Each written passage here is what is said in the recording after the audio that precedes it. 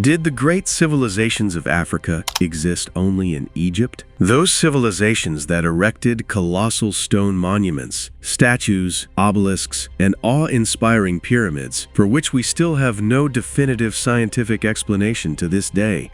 Or is it, as it seems, that this vast and resource-rich continent once hosted many great civilizations that have slipped through the pages of history, lost and forgotten? A realization that compels us to reimagine the true shape of our ancient past. Climate has always been a decisive factor in determining the location and nature of civilizations on Earth. Just as the Tibetan Plateau in Asia represents the roof of the world with its extreme elevation, averaging 400–500 meters above sea level, so too does the roof of the African continent lie roughly at its center, in the Ethiopian highlands, known today as Ethiopia. The Ethiopian Plateau rises between 2,000 and 3,000 meters above sea level, making it the highest plateau in Africa. This elevation creates a dramatic shift in temperature and climate, transforming the region into a moderate oasis of life, completely different from the surrounding tropical zones of intense heat, much like a lush green island amid a vast arid desert. It was only natural, then, that human settlements would take root on this land since ancient times, forming the seeds of civilizations that seem to have lasted for thousands of years, leaving behind monumental traces that speak of their grandeur and genius. Indeed, Ethiopia is home to countless colossal stone relics and a staggering number of archaeological sites and artifacts, so vast that it is difficult to contain them within a single topic. Ancient temples adorned with enigmatic carvings. Underground chambers carved with astonishing precision, to a degree that challenges our imagination of what tools or techniques could have been used. Rock-hewn churches, sculpted from single, massive stone blocks and entire fields of standing stones, decorated with intricate engravings, remarkably similar to those found in Peru and Turkey, and among them, the largest surviving obelisks in the entire world. Today, we will turn our attention to the magnificent decorated obelisks of the city of Axum, a city that may very well be one of the oldest historical cities on Earth. Axum is an ancient, storied city located in northern Ethiopia. Throughout history, it served as a major center of trade and culture, reaching its peak between the 1st and 7th centuries AD. In the early 4th century, the Aksumite kingdom adopted Christianity as its official state religion, making Ethiopia one of the very first regions in the world to officially embrace Christianity. At the heart of Axum lies one of UNESCO's most important World Heritage Sites, the Northern Stela Field. This open stone field stretches 120 meters in length and 80 meters in width, housing over 120 towering stone obelisks, rising from the ground like a forest of stone palms reaching toward the sky. Some of these obelisks are carved with astonishing precision and intricate detail, while others appear rough and weathered by time. Archaeologists believe that when all the obelisks still stood upright, the scene would have resembled this artistic reconstruction. Notice here the tiny figures of people, dwarfed by the sheer immensity of these structures. Undoubtedly, it must have been a majestic and awe-inspiring sight. Among these monuments, 3 obelisks stand out above all the rest, the most famous obelisks in all of Ethiopia. Chief among them is the Great Obelisk, once the largest standing obelisk in the entire world. But long ago, it collapsed, and its massive fragments still lie scattered across the ground today. Its total length measures 33 meters, with an estimated weight of around 520 tons, making it nearly twice the size of the Great Obelisk of Luxor in Egypt. And just like the Great Obelisks of Egypt, this obelisk was carved from a single massive block of solid stone, similar to granite, with a hardness level of 6 on the Mohs scale. What is truly astonishing is that it was transported from a quarry located 7 kilometers away from its current site. Here, local folklore tells the obelisk was moved with the help of mammoths, which were said to inhabit this region at the time of its construction. Of course, mammoths vanished following the cataclysmic events of the last ice age and dramatic global climate changes. If this story were true, it would undoubtedly push back the date of the obelisk's creation to more than 12,000 years ago. However, there is no concrete evidence to support this claim, and thus it remains a legend rooted in oral tradition. Upon examining the intricate details of this obelisk, one cannot help but marvel.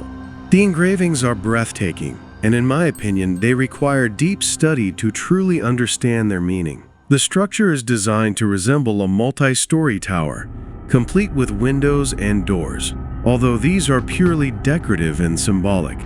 The surface is meticulously carved to imitate precise architectural elements, giving it a three-dimensional appearance, despite the entire monument being hewn from a single block of stone. At the front base, there is a prominent false doorway, similar to those found in ancient ruins across the world.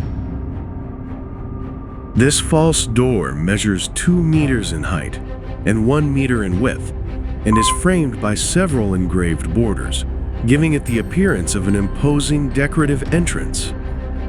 Above this doorway, the obelisk is divided into distinct symbolic floors, each one marked by a false window. These windows give the impression of functional openings, perhaps once serving an unknown purpose, though there is no evidence to confirm this theory. Beneath the base of the obelisk lies a remarkable underground chamber, which we will discuss later in detail. The second obelisk is smaller than the first, standing 25 meters tall and weighing around 170 tons. It also features engravings of false windows and doors, but with the addition of a distinctive crescent-shaped crown, which archaeologists often interpret as a symbol of the sun or the moon. This obelisk collapsed long ago, but was rediscovered in 1935 during the Italian occupation of Ethiopia. Despite its fall, it remained in a single piece. It's important to note that the toppling of such obelisks is an extremely difficult event to occur naturally. Given their precise geometric balance and tremendous weight, ranging from tens to hundreds of tons, their center of gravity lies perfectly within the base. This makes it virtually impossible for them to fall due to a moderate earthquake, for instance. Thus, whatever caused these obelisks to collapse and shatter must have been a catastrophic seismic event, far beyond anything we've experienced in modern history, and difficult even to comprehend its magnitude. There is an intriguing story about this obelisk that highlights its immense size in a practical way, even though it is not the largest obelisk in Ethiopia. During Italy's occupation of Ethiopia, Benito Mussolini was not satisfied with merely killing over 700,000 Ethiopians, using artillery, tanks, and even chemical weapons against a defenseless population. He ordered the transportation of this obelisk to Rome as a symbol of fascist victory over Ethiopia. At that time, however, the engineering capabilities were insufficient to move an object weighing 170 tons in one piece. Therefore, Mussolini commanded that the obelisk be cut into 3 sections to facilitate transport and shipment to Rome. Italian engineers divided the obelisk into 3 massive parts. To move these colossal pieces, special roads were built through the rugged mountainous terrain. Gigantic military trucks and diesel-powered cranes were deployed to lift and drag each segment. The most challenging task was transporting the pieces down from the Ethiopian plateau at an altitude of over 2,000 meters to the lowlands near the port of Massawa on the Red Sea, which was part of Italian Eritrea at the time. This required hundreds of soldiers, engineers, and laborers, as well as powerful cranes to navigate the steep inclines. Once the three segments reached the port of Massawa, they were loaded onto special cargo ships belonging to the Italian Navy, equipped with massive cranes capable of handling extremely heavy weights. The ships then sailed through the Red Sea and the Suez Canal, entering the Mediterranean Sea and finally docking at Naples, Italy.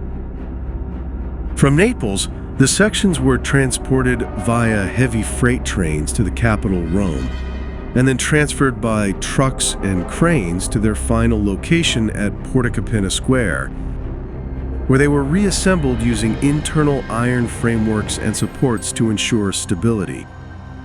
This entire operation was necessary to match the limitations of transportation and lifting technology of that era. 2 years after the end of World War II and Italy's defeat, the United Nations declared that the obelisk must be returned to Ethiopia. However, the actual return was delayed for decades, until 2005, when it was finally brought back to Aksum after a tremendous effort. Once again, the obelisk had to be cut into 3 parts, with each piece transported using a giant Russian Antonov AN-124 cargo plane, in what was, at the time, the largest airborne transport operation in history. Even the runway had to be extended to accommodate these massive aircraft, which could only land at dawn due to the high altitude of the city of Axum. And the parts were transported by trucks back to their original location after reinforcing the roads and bridges. The total cost of this monumental transport operation reached around $10 million. It is truly astonishing to imagine the tremendous effort required in modern times to move, ship, and reassemble something that the ancients had built, transported, and erected. So how, then, did the ancient builders surpass us, moving this massive obelisk in one single piece, without trains, cranes, or colossal cargo planes? Alongside these ornately carved obelisks, the site is scattered with smaller, rougher stelae and broken stone blocks strewn across the sacred field. These scenes strongly evoke the memory of a violent past, a past whose traces we have seen in Egypt, Peru, Turkey, and nearly every site in the world where colossal stone structures still stand. Among these ruins, one particular obelisk stands out, its surface carved with raised squares and columns of granite, strikingly similar to the patterns we see at Elephantine Island and the temples of Edfu in Egypt. Could these similarities hint at deep connections between these ancient civilizations? Is it possible that the monuments of Ethiopia are as old as the Egyptian monuments themselves? Or perhaps that both Egypt and Ethiopia actually date back far beyond the historical period defined by modern archaeologists? Typically, the dating of such sites relies on inscriptions, coins, and artifacts found scattered around the area. For this reason, archaeologists attribute the entire site to the first 4 centuries AD, assuming that the ancient builders developed their designs and techniques gradually over these 4 centuries. They theorize a progression from small, rough stelae in the 1st and 2nd centuries to larger, more precisely carved obelisks in the 3rd and 4th centuries. And just like the long-standing interpretation of Egyptian civilization, archaeologists here claim that these obelisks served as symbolic markers for royal tombs. Their reasoning stems from the discovery of around 30 tombs beneath this field. Most of these tombs were simply dug directly into the bedrock, but beneath the largest stelae, there exist meticulously carved underground chambers. The most remarkable of these is the Great Tomb beneath the Great Obelisk, dated by archaeologists to between 250 and 350 AD. This tomb features a 7-meter stone staircase leading down to a central chamber from which 10 side rooms branch out, each with false stone doors. What sets this tomb apart is its flawless stone joining technique, constructed without the use of mortar or adhesives, showcasing astonishing engineering precision. In 1972, another tomb was discovered, known as the Tomb of the False Door. It is distinguished by a false stone doorway, almost identical to the engravings seen on the obelisks above ground. Its walls were built from massive stone blocks, secured tightly together, and uniquely connected with metal clamps, the only known example of its kind in Axum. Naturally, this design brings to mind similar stonework found in Egypt and Peru.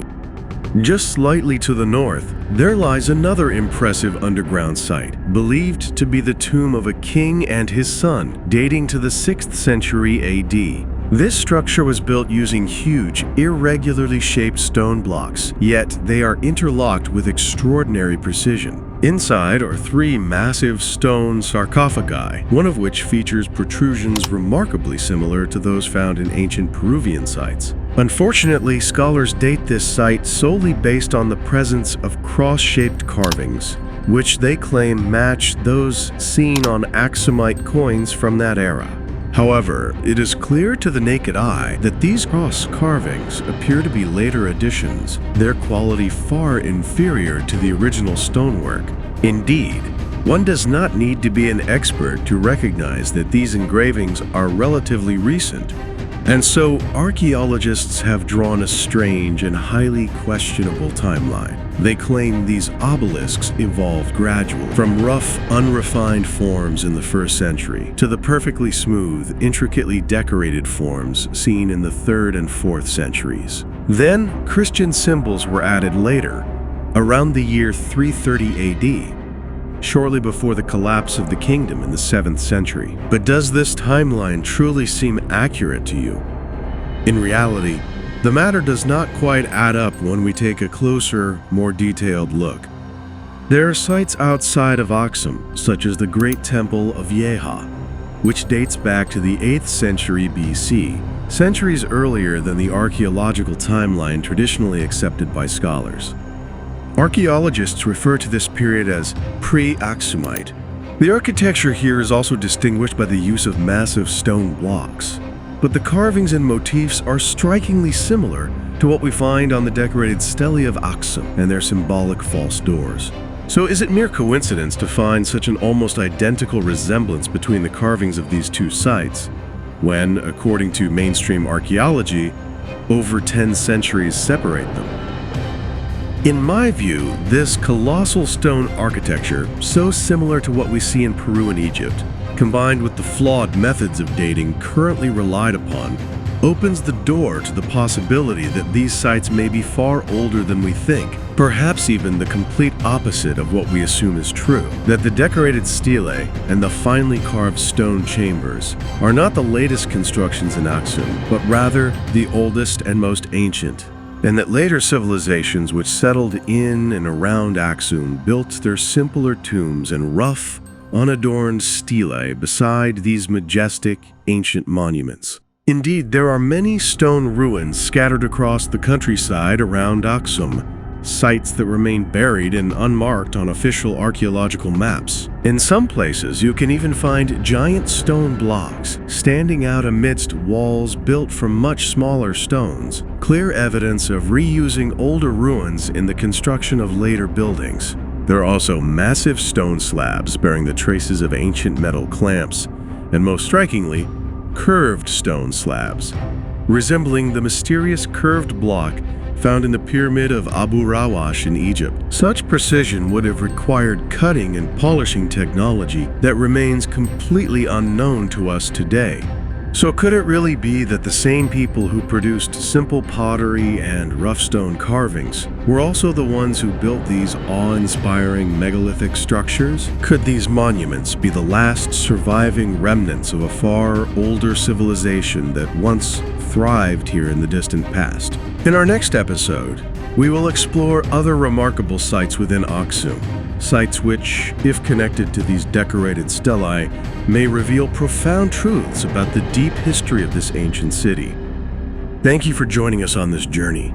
Share your thoughts about this place, and stay tuned as we continue to uncover more of history's secrets in upcoming episodes. Until next time,